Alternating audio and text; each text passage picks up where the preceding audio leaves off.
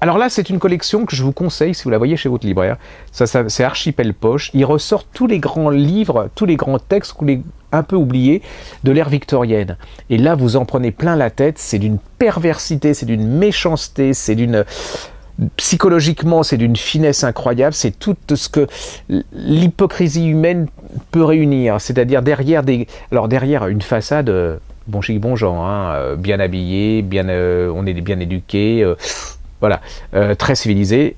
Elle s'appelait Marie-Elisabeth Braddon, c'est la mère du polar anglais, hein, c'est sans elle, Agatha Christie, puis toutes ces Anglaises n'auraient jamais existé. Ça s'appelle La Trace du Serpent, c'est une merveille, c'est Archipel Poche, c'est simple. Un jeune homme est accusé d'avoir tué son oncle, il est enfermé et au bout de quelques années, il s'échappe parce qu'il est innocent et il veut se venger. Il va rencontrer un autre jeune homme, alors lui c'est le contraire, c'est-à-dire c'est un sommet de perversité, c'est un sommet de manipulation.